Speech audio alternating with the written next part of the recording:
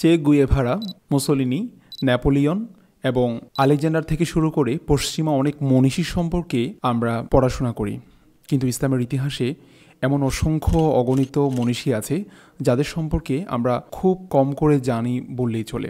এই সাবকন্টিনেন্টে যারা সবচেয়ে বেশি ইসলাম প্রচারে অবদান রেখেছেন, মোহাম্মদ বিন কাসিম, সুলতান মাহমুদ গজনবী, সালাহুদ্দিন আইয়ুবী থেকে শুরু করে অসংখ্য অগণিত মনীষী। আজকে আমরা এমন একজন ব্যক্তিত্ব সম্পর্কে কথা শুনব। 971 সনের 1 নভেম্বর, 357 হিজরির 10 মুহররম, সেদিন জন্ম নিয়েছে এক মহান পুরুষ, যার নাম শুনে হাজার বছর পরে আজও পর্যন্ত মূর্তি পূজারীদের গা শিউরে ওঠে। তিনি হলেন সুলতান মাহমুদ গজনবী, ভারতীয় উপমহাদেশে যিনি মূর্তি সংহারক নামেও পরিচিত।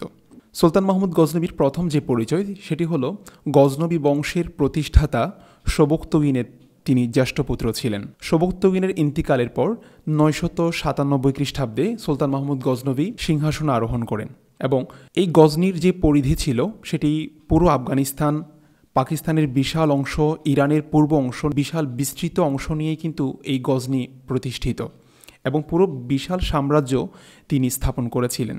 997 খ্রিস্টাব্দে খোরাসানের সামানীয়দেরকে প্রতিহত করে আব্বাসীয় খিলাফতের আনুগত্য স্বীকার করেছিলেন।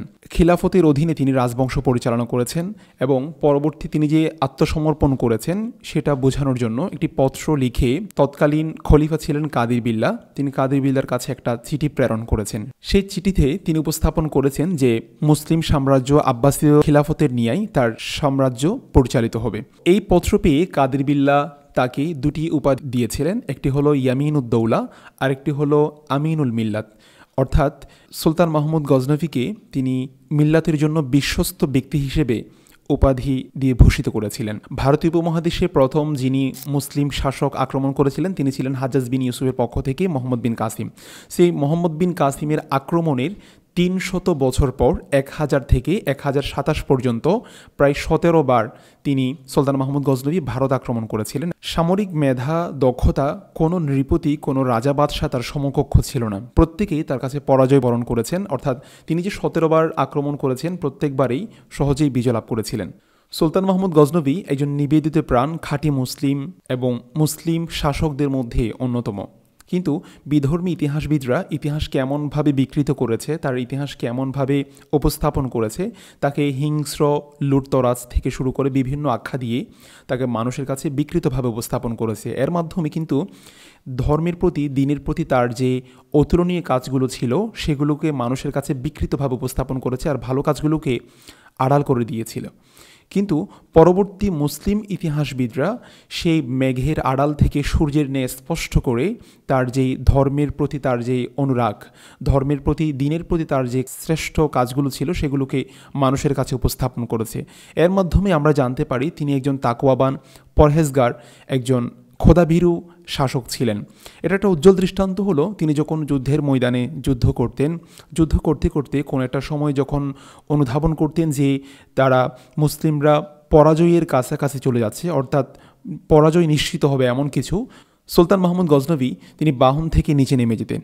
নিচে নেমে 2 রাকাত নামাজ পড়তেন এবং আল্লাহ তাআলার কাছে দোয়া করতেন এবং আল্লাহ তাআলার কাছে তিনি মন থেকে চাইতেন যেন মুসলিমরা বিজয় হয়। সো আল্লাহ তাআলা তাকে সেটা দান করেছেন, সেটার অসংখ্য দৃষ্টান্ত আমরা দেখতে পাই। সুলতান মাহমুদ গজনবী যেভাবে একজন ভালো শাসক ছিলেন, পাশাপাশি তিনি একজন তাসাউপপন্থী ব্যক্তিত্ব ছিলেন। তার উজ্জ্বল দৃষ্টান্ত হলো তার শাইখ ছিলেন আবুল হাসান খিরকানি রহমতুল্লাহি আলাইহি। বিখ্যাত এই বুজুর্গ জন্মগ্রহণ করেছেন খোরাসানের খিরকান নামক অঞ্চলের মধ্যে এবং এই বুজুর্গ সম্পর্কে একটা কথা না জানলে নয়, সেটি হলো আবুল হাসান খিরকানি রহমতুল্লাহি আলাইহি যেই গ্রামে জন্মগ্রহণ করেছেন সেই গ্রামের তার জন্মের 50 বছর পূর্বে হজরত সুলতানুল আরফিন হজরত বায়েজিদ বুস্তামি রহমতুল্লাহি আলাইহি সেই গ্রামের পাশ দিয়ে যখন যাচ্ছেন তখন তিনি মাথা চেহারাকে উপরের দিকে করে তিনি নিঃশ্বাস নিচ্ছেন। বায়েজিদ বুস্তামি রহমতুল্লাহি আলাইহির অনুসারীরা যখন জিজ্ঞেস করেছেন যে হুজুর আপনি কি বিষয়ে আপনি শ্বাস গ্রহণ করছেন, তো বায়েজিদ বুস্তামি রহমতুল্লাহি আলাইহি বলেছেন যে এই গ্রামে একজন বিখ্যাত বুজুর্গ জন্মগ্রহণ করবেন। ঠিকই 50 বছর পর আবুল হাসান খিরকানি রহমতুল্লাহি আলাইহি জন্মগ্রহণ করেন, যিনি ছিলেন সুলতান মাহমুদ গজনবীর শায়েখ বা পীর ও মুর্শিদ। সুলতান মাহমুদ গজনবী ছদ্মবেশে রাজপ্রাসাদ থেকে বের হয়ে তিনি আবুল হাসান খিরকানি রহমতুল্লাহের কাছে যেতেন এবং ইসলাহ করতেন নিজেকে এবং রাষ্ট্র পরিচালনার ক্ষেত্রে পরামর্শ গ্রহণ করতেন। সুলতান প্রায়শই আবুল হাসান খিরকানি রহমতুল্লাহের কাছে যেতেন, কিন্তু কখনও তিনি আবুল হাসান খিরকানিকে নিজের রাজপ্রাসাদে ডেকে আনেননি।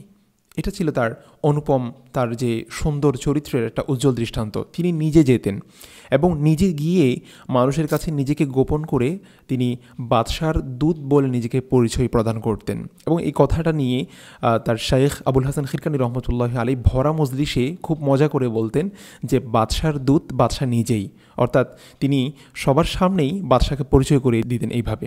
সো এর মাধ্যমে কিন্তু তার যে ধর্মের প্রতি ধর্মচর্চা, তাসাউফ চর্চার যে উজ্জ্বল দৃষ্টান্ত, এর মাধ্যমে কিন্তু তার সুন্দর চরিত্র, সুন্দর ব্যক্তিত্বের পরিচয় ফুটে ওঠে।